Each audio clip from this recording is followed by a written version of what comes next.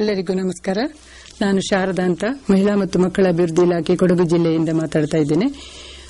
ಮಹಿಳೆಯರಿಗೆ ಆದಾಯೋತ್ಪನ್ನ ಚಟುವಟಿಕೆಗಳಲ್ಲಿ ಸೇವಾ ವಲಯಗಳಲ್ಲಿರುವಂತಹ ಅವಕಾಶಗಳಲ್ಲಿ ಮಹಿಳೆಯರು ಯಾವ ರೀತಿ ಚಟುವಟಿಕೆಗಳನ್ನು ಮಾಡಬಹುದು ಅನ್ನೋ ಬಗ್ಗೆ ಚರ್ಚೆ ಮಾಡಲಿಕ್ಕೆ ನಾವು ಇವತ್ತು ಶ್ರೀಮತಿ ಮನೋರಮಾ ಭಟ್, ಸಿರಿ ಸಂಸ್ಥೆ ಉಜಿರೆ ಇವರನ್ನು ನಮ್ಮೊಂದಿಗೆ ಕರೆಸಿದ್ದೇವೆ.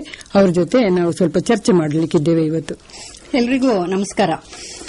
ಮೇಡಮ್ ಹೇಳಿದ ಹಾಗೆ ಇವತ್ತು ನಾವು ಆದಾಯೋತ್ಪನ್ನ ಚಟುವಟಿಕೆ ಅಂತ ಹೇಳಿದ ತಕ್ಷಣ ಮಹಿಳೆಯರೆಲ್ಲರೂ ಯಾವುದಾದರೂ ವಸ್ತುಗಳ ಉತ್ಪಾದನೆಯ ಬಗ್ಗೆ ಚಿಂತನೆ ಮಾಡ್ತಾರೆ. ನಿಜವಾಗಿ ಆದರೂ ಸೇವಾ ಕ್ಷೇತ್ರದಲ್ಲಿ ಇವತ್ತು ಬಹಳಷ್ಟು ಅವಕಾಶಗಳು ಇದ್ದಾವೆ.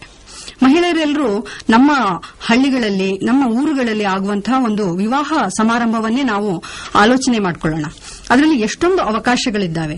ಆ ವಿವಾಹಕ್ಕೆ ಒದಗಿಸಬೇಕಾದಂತಹ ಶಾಮಿಯಾನ ಇರಬಹುದು, ಅಲಂಕಾರಿಕ ವಸ್ತುಗಳ ಬಾಡಿಗೆ ಇರಬಹುದು, ಬ್ಯೂಟಿಷಿಯನ್ ಸೇವೆ.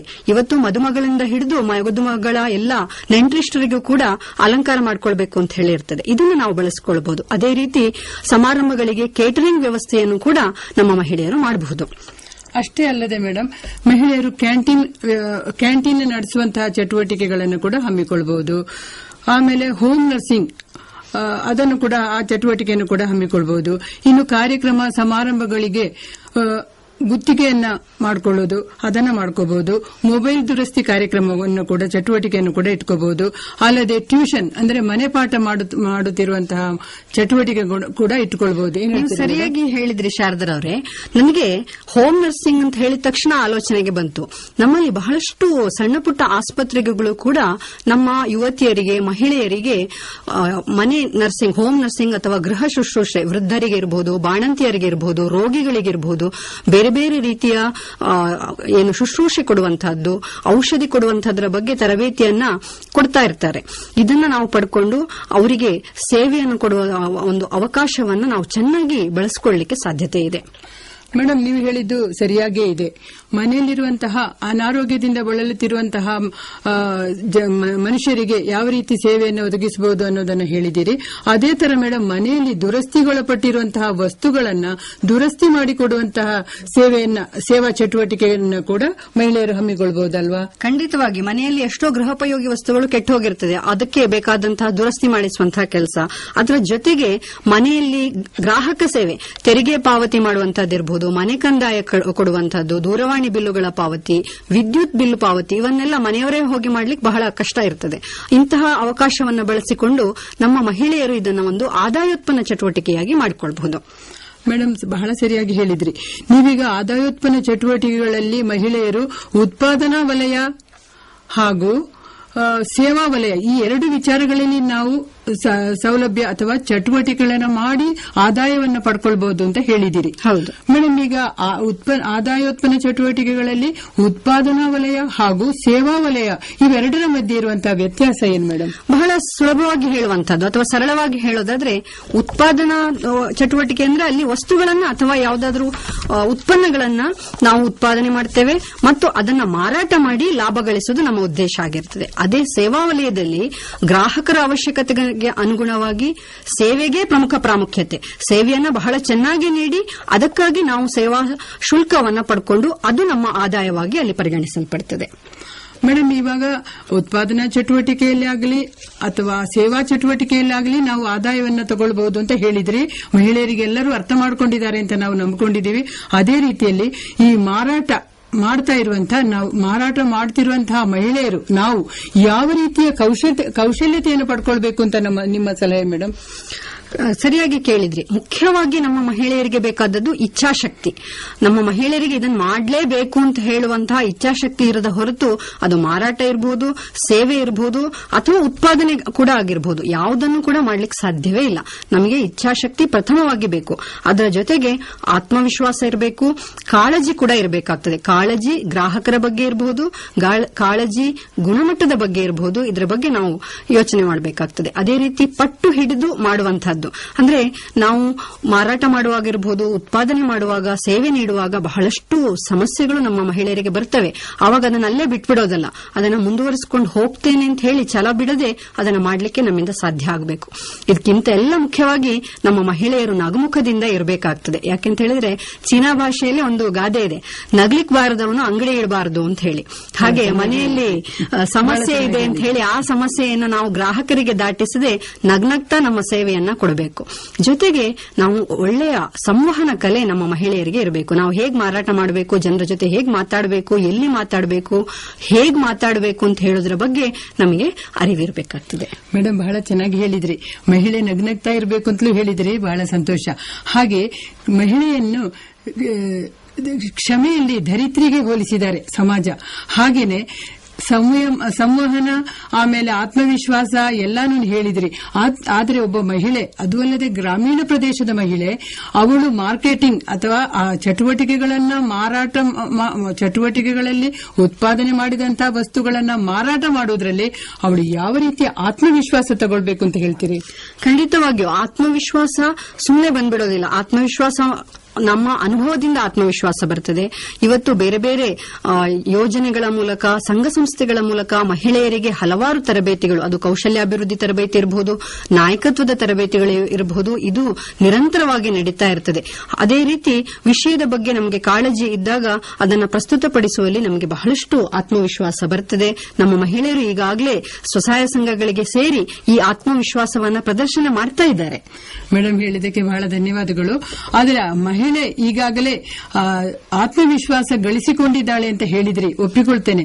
ಆದರೂ ಕೂಡ ಒಬ್ಬ ಮಹಿಳೆ ಏಕಾಂಗಿಯಾಗಿ ಈಗಿನ ಸ್ಪರ್ಧಾತ್ಮಕವಾದ ಮಾರುಕಟ್ಟೆಯಲ್ಲಿ ಒದ್ದಾಡಿ ಅವಳು ಮಾಡಿದಂತಹ ಉತ್ಪಾದನೆಗಳನ್ನಾಗಲಿ ಅಥವಾ ಸೇವಾ ಚಟುವಟಿಕೆಗಳನ್ನಾಗಲಿ ಮಾಡಿ ಅವಳು ಗೆಲ್ಲಬೇಕು, ಸಮಾಜದಲ್ಲಿ ಅವಳು ಒಬ್ಬ ಉದ್ಯಮಿ ಆಗಬೇಕು ಅಂತ ಹೇಳಿ ಅವಳು ಹೋರಾಡಬೇಕಾದ್ರೆ ಯಾವ ರೀತಿಯ ಸಲಹೆ ಕೊಡ್ತೀರಿ ನೀವು? ಅಂದ್ರೆ ನೀವು ಹೇಳುದು ಏಕಾಂಗಿ ಸ್ವಉದ್ಯೋಗ ಮಾಡುವಂತದ್ದು ಪ್ರಾರಂಭದ ಹಂತದಲ್ಲಿ ಕಷ್ಟ ಆಗ್ತದೆ, ಇದಕ್ಕೆ ಏನು ಉತ್ತರ ಅಂತ ಹೇಳಿ ನೀವು ಕೇಳ್ತಾ ಇದ್ದೀರಿ. ನಾನು ಹೇಳೋದಾದ್ರೆ ಇವತ್ತು ನಿಜವಾಗಿಯೂ ತಾವು ಹೇಳಿದ ಹಾಗೆ ಅದರಲ್ಲೂ ಗ್ರಾಮೀಣ ಪ್ರದೇಶದ ಮಹಿಳೆಯರಿಗೆ ಕುಟುಂಬದಿಂದ ಹೊರಗಡೆ ಬಂದು, ಮನೆಯಿಂದ ಹೊರಗಡೆ ಬಂದು ಒಂದು ಕೆಲಸವನ್ನ ಮಾಡುವಂತದ್ದು, ಒಂದು ಸ್ವಉದ್ಯೋಗವನ್ನ ಮಾಡುವಂತದ್ದು ನಿಜಕ್ಕೂ ಬಹಳ ದೊಡ್ಡ ಸವಾಲಾಗಿದೆ. ನಾವು ಸ್ವಸಹಾಯ ಸಂಘಗಳ ಮೂಲಕ ಸಂಘಗಳ ಮೀಟಿಂಗ್ಗಳಿಗೆ ಬಂದಿದ್ದೇವೆ, ಹಲವಾರು ಯೋಜನೆಗಳ ಬಗ್ಗೆ ತಿಳ್ಕೊಂಡಿದ್ದೇವೆ. ಆದ್ರೆ ನಾವು ಕೌಟುಂಬಿಕ ಜವಾಬ್ದಾರಿಗಳಿಂದಲೂ ಕಳಚಿಕೊಂಡಿಲ್ಲ. ನಮ್ಮಲ್ಲಿ ಇನ್ನೂ ಕೆಲವು ಮಹಿಳೆಯರಲ್ಲಿ ಸ್ವಲ್ಪ ಭಯ ಇದೆ. ಇದಕ್ಕೆಲ್ಲ ಒಂದು ಒಳ್ಳೆಯ ಉತ್ತರ ಅಂತ ಹೇಳಿದ್ರೆ ಗುಂಪು ಉದ್ಯಮ ಅಥವಾ ಗುಂಪು ಚಟುವಟಿಕೆ ಅಂತ ಹೇಳಿ ನಾವು ಯಾಕಂತ ಹೇಳಿದ್ರೆ ಹೇಗೆ ಸ್ವಸಹಾಯ ಸಂಘದಲ್ಲಿ ಎಲ್ಲರೂ ಸೇರಿ ಕೆಲಸ ಮಾಡ್ತಾರೋ ಅದೇ ರೀತಿ ಗುಂಪು ಉದ್ಯಮದಲ್ಲಿ ಎಲ್ಲರೂ ಒಗ್ಗಟ್ಟಿನಲ್ಲಿ ಕೆಲಸ ಮಾಡ್ಲಿಕ್ಕೆ ಸಾಧ್ಯ ಆಗ್ತದೆ. ಒಬ್ಬರಿಗೆ ಒಂದು ಕೌಶಲ್ಯ ಚೆನ್ನಾಗಿರ್ತದೆ, ಒಬ್ಬರು ಉತ್ಪಾದನೆಯಲ್ಲಿ ಬಹಳ ಚೆನ್ನಾಗಿ ಮಾಡ್ತಾರೆ, ಚಾಣಕ್ಯತನ ಇರಬಹುದು, ಅವರು ಮಾರುಕಟ್ಟೆಗೆ ಹೋಗಿ ಮಾರಾಟವನ್ನ ಮಾಡಬಹುದು. ಈ ರೀತಿ ಪ್ರತಿಯೊಬ್ಬರಲ್ಲಿ ಇರುವಂತಹ ಸಾಮರ್ಥ್ಯವನ್ನ ಮತ್ತು ದೌರ್ಬಲ್ಯವನ್ನ ಇವೆರಡನ್ನೂ ಸಹ ಹೊಂದಾಣಿಕೆ ಮಾಡಿಕೊಂಡು ಕೆಲಸ ಮಾಡಲಿಕ್ಕೆ ಗುಂಪು ಉದ್ಯಮ ಬಹಳ ಒಳ್ಳೆಯ ಒಂದು ಅವಕಾಶ. ಈ ಅವಕಾಶವನ್ನ ಮಹಿಳೆಯರು ಬಳಸಿಕೊಳ್ಳಬೇಕು. ಒಬ್ಬ ಉದ್ಯಮಿಯಾಗಿ ರೂಪುಗೊಳ್ಳುವಲ್ಲಿ ಈ ಗುಂಪು ಚಟುವಟಿಕೆ ಪ್ರಾರಂಭದ ಹಂತದಲ್ಲಿ ಬಹಳ ಒತ್ತಾಸೆಯನ್ನ ಮತ್ತು ಧೈರ್ಯವನ್ನ ಮಹಿಳೆಯರಿಗೆ ಕೊಡ್ತದೆ. ಖಂಡಿತ ಬಹಳ ಒಳ್ಳೆ ಸಲಹೆ ಕೊಟ್ರಿ ಮೇಡಮ್. ಈಗ ನೀವು ಹೇಳಿದ್ರಿ ಏಕಾಂಗಿಯಾಗಿ ಅವಳು ಮಾರುಕಟ್ಟೆಯಲ್ಲಿ ಒದ್ದಾಡುವುದರ ಬದಲು ಗುಂಪಿನಲ್ಲಿ ಒಗ್ಗಟ್ಟಿನಲ್ಲಿ ಬಲವಿದೆ ಅಂತ ಹೇಳುವ ರೀತಿಯಲ್ಲಿ ಒಗ್ಗಟ್ಟಿನಿಂದಾಗಿ ಗುಂಪು ಚಟುವಟಿಕೆ ಹಾಕೊಂಡು ಅವಳು ಮಾರಾಟದ ಕ್ಷೇತ್ರದಲ್ಲಿ ಮುಂದೆ ಬಂದ್ರೆ ಅವಳು ಎಲ್ಲೂ ಸೋತು ಹೋಗುವುದಿಲ್ಲ, ಸಮರ್ಥಳಾದ ಒಂದು ಉದ್ಯಮಿ ಆಗ್ತಾಳೆ ಅಂತಿರುವ ಒಂದು ಸಲಹೆ ಕೊಟ್ಟಿದ್ದೀರಿ. ಹೌದು ಮೇಡಮ್, ಅದು ಒಪ್ಪತಕ್ಕಂತಹ ಸಲಹೆನೆ. ಇದರಲ್ಲಿ ನನ್ನದೊಂದು ಪ್ರಶ್ನೆ ಮೇಡಮ್, ಈಗ ನೀವು ಒಗ್ಗಟ್ಟಿನಲ್ಲಿ ಬಲವಿದೆ ಅಂತ ಹೇಳಿದ್ರಿ, ನಾವು ಮಾರುಕಟ್ಟೆಗೆ ಮುಂದೆ ಬಂದಿದ್ದೀವಿ, ಉತ್ಪನ್ನ ರೆಡಿ ಆಯಿತು. ಈಗ ಅದನ್ನು ಯಾವ ರೀತಿಯಲ್ಲಿ ನಾವು ಮಾರುಕಟ್ಟೆಗೆ ಬಿಡುಗಡೆ ಮಾಡಬೇಕು, ಯಾವ ರೀತಿಯಲ್ಲಿ ಮಾಡಿದಂತಹ ಉತ್ಪನ್ನಗಳಿಗೆ ಅತ್ಯಂತ ಸೂಕ್ತವಾದ ಮಾರುಕಟ್ಟೆ ಅಂದ್ರೆ ಬೆಲೆಯನ್ನ ನಾವು ಪಡ್ಕೊಳ್ಬೇಕು, ಇದಕ್ಕೆ ನೀವು ಏನು ಸಲಹೆ ಕೊಡ್ತೀರಿ? ಮಾರಾಟಕ್ಕೆ ಇವತ್ತು ಹಲವಾರು ಅವಕಾಶಗಳು ಇದ್ದಾವೆ. ಇದನ್ನು ನಮ್ಮ ಮಹಿಳೆಯರು ಕಂಡುಕೊಳ್ಬೇಕು. ಒಂದು ಮುಖ್ಯವಾದದ್ದು ಅಂತ ಹೇಳಿದ್ರೆ ನೇರ ಮಾರಾಟ. ನಾವೇ ನೇರವಾಗಿ ಗ್ರಾಹಕರಿಗೆ ವಸ್ತುಗಳನ್ನ ಅಥವಾ ಉತ್ಪನ್ನಗಳನ್ನ ತಲುಪಿಸುವಂತದ್ದು. ಇದರ ನೇರವಾಗಿ ಹೇಗೆ ತಲುಪಿಸುವುದು? ಮನೆ ಮನೆಗೆ ತಲುಪಿಸಬಹುದು ಅವರಿಗೆ, ಅಥವಾ ಸೇವೆಯನ್ನು ಕೊಡುವುದು ಅಂತ ಹೇಳಿದ್ರೆ ಉದಾಹರಣೆಗೆ ನೀವು ಬ್ಯೂಟಿಷಿಯನ್ ಸೇವೆಯ ಬಗ್ಗೆ ನಾವು ಮಾತಾಡ್ತಾ ಇದ್ದೆವು. ಪ್ರತಿ ಮನೆ ಮನೆಗೆ ಹೋಗಿ ಒಂದು ಬ್ಯೂಟಿಷಿಯನ್ ಕಿಟ್ ಇಟ್ಕೊಂಡು ಹೋದ್ರೆ ಕೊಟ್ರೆ ಅಲ್ಲಿಯೇ ನಮ್ಮ ಸೇವೆಯನ್ನ ಮನೆ ಬಾಗಿಲಿಗೆ ತಲುಪಿಸಲಿಕ್ಕೆ ಸಾಧ್ಯ ಆಗ್ತದೆ. ಕೆಲವರಿಗೆ ಮನೆಗೆ ಸೇವೆಯನ್ನು ಒಯ್ದಾಗ ಬಹಳ ಖುಷಿ ಆಗ್ತದೆ, ಅವರಿಗೆ ಬೇಕಾದ ಹಾಗೆ ಸೇವೆಯನ್ನು ಪಡ್ಕೊಳ್ಳಿಕ್ಕೆ ಅವಕಾಶ ಇದೆ. ಇನ್ನೊಂದು, ನಮ್ಮಲ್ಲಿ ಊರುಗಳಲ್ಲಿ ಬಹಳಷ್ಟು ಪ್ರತಿ ವಾರ ಸಂತೆ ಆಗ್ತದೆ, ಜಾತ್ರೆಗಳಾಗ್ತದೆ. ಇದನ್ನು ನಾವು ಮಹಿಳೆಯರು ಬಳಸಿಕೊಳ್ಳಬಹುದು. ವಸ್ತು ಪ್ರದರ್ಶನ ನಡೀತದೆ, ಅದು ಸರ್ಕಾರದ ವತಿಯಿಂದ ಇರಬಹುದು, ಸಂಘ ಸಂಸ್ಥೆಗಳ ವತಿಯಿಂದ ಇರಬಹುದು, ಶಾಲಾ ಕಾಲೇಜುಗಳಿಂದ ಇರಬಹುದು. ಆ ವಸ್ತು ಪ್ರದರ್ಶನದಲ್ಲಿ ನಾವು ನಮ್ಮ ವಸ್ತುಗಳನ್ನ ಮಾರಾಟ ಮಾಡಬಹುದು. ಮಾರಾಟ ಮೇಳಗಳಲ್ಲಿಯೂ ಕೂಡ ನಾವು ನಮ್ಮ ವಸ್ತುಗಳನ್ನ ಮಾರಾಟ ಮಾಡಬಹುದು ಸಾಧ್ಯತೆ ಇದೆ. ಈ ಮಾರಾಟ ಮೇಳಗಳನ್ನ ನಮ್ಮ ಇಲಾಖೆ ವತಿಯಿಂದ ಕೂಡ ಪ್ರತಿ ಜಿಲ್ಲಾ ಮಟ್ಟದಲ್ಲಿ ಹಾಗೂ ತಾಲೂಕು ಮಟ್ಟದ ಕೇಂದ್ರ ಪ್ರದೇಶಗಳಲ್ಲಿ ನಾವು ಇವತ್ತಿನವರೆಗೂ ನಾವು ಮಾರಾಟ ಮೇಳಗಳನ್ನ ಸ್ತ್ರೀಶಕ್ತಿ ಗುಂಪುಗಳು ಮಾಡಿದಂತಹ ಉತ್ಪನ್ನಗಳ ಪ್ರದರ್ಶನ ಹಾಗೂ ಮಾರಾಟ ಮೇಳವನ್ನ ಮಾಡಲಿಕ್ಕೆ ಸರ್ಕಾರದಿಂದ ಅವಕಾಶ ಕೊಟ್ಟಿದ್ದಾರೆ. ಅದನ್ನು ಕೆಲವು ಜಿಲ್ಲೆಗಳಲ್ಲಿ ಜಿಲ್ಲಾ ಮಟ್ಟದಲ್ಲಿ ಹೇಗೂ ನಡೀತದೆ, ತಾಲೂಕು ಕೇಂದ್ರಗಳಲ್ಲಿ ನಡೀತದೆ, ಅಲ್ಲಿಂದ ಹೋಬಳಿ ಮಟ್ಟಗಳಲ್ಲಿ, ಗ್ರಾಮೀಣ ಪ್ರದೇಶದಲ್ಲಿ, ಗ್ರಾಮ ಪಂಚಾಯತ್ ಮಟ್ಟಗಳಲ್ಲಿ ಕೂಡ ಅದನ್ನು ನಡೆಸಿ ಆ ಸ್ಥಳೀಯ ಹೆಣ್ಮಕ್ಕಳು ಉತ್ಪಾದಿಸಿದಂತಹ ಉತ್ಪನ್ನಗಳಿಗೆ ಸುಲಭವಾಗಿ ಮಾರುಕಟ್ಟೆ ಕೊಡಲಿಕ್ಕೆ ಕೂಡ ಒಂದು ಅವಕಾಶವನ್ನ ನಾವು ಇಲಾಖೆಯಿಂದ ಮಾಡ್ತಾ ಇದ್ದೀವಿ. ನಮ್ಮ ಮಹಿಳೆಯರಿಗೆ ನಮ್ಮ ಹಬ್ಬ ಹರಿದಿನಗಳು, ರಾಷ್ಟ್ರೀಯ ದಿನಾಚರಣೆಗಳು ಯಾವುದು ಅನ್ನೋದ್ರ ಬಗ್ಗೆಯೂ ಕೂಡ ಸ್ವಲ್ಪ ಗಮನ ಹರಿಸಿದ್ರೆ ಅವನ್ನು ಕೂಡ ನಾವು ಮಾರಾಟದ ಅವಕಾಶವಾಗಿ ಮಾರ್ಪಡಿಸಿಕೊಳ್ಳಲಿಕ್ಕೆ ಸಾಧ್ಯತೆ ಇದೆ.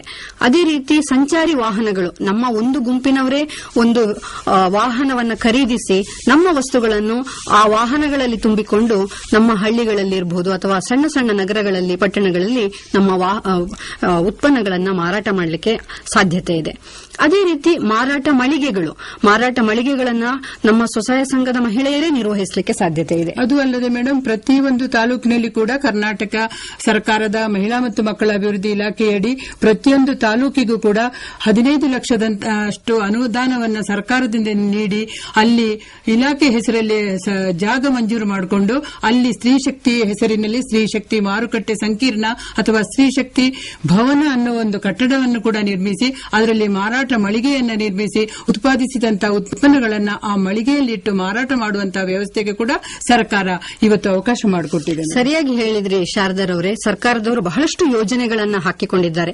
ಇಷ್ಟೊತ್ತು ನಾವು ಬೇರೆ ಬೇರೆ ಅವಕಾಶಗಳ ಬಗ್ಗೆ, ಮಾರಾಟವನ್ನು ಹೇಗೆ ಮಾಡಬೇಕು ಅಂತ ಹೇಳೋದ್ರ ಬಗ್ಗೆ ಆಲೋಚನೆ ಮಾಡಿದ್ವಿ ಅಥವಾ ಸ್ವಲ್ಪ ಮಟ್ಟಿಗೆ ಚರ್ಚೆಯನ್ನ ಮಾಡಿದ್ವಿ.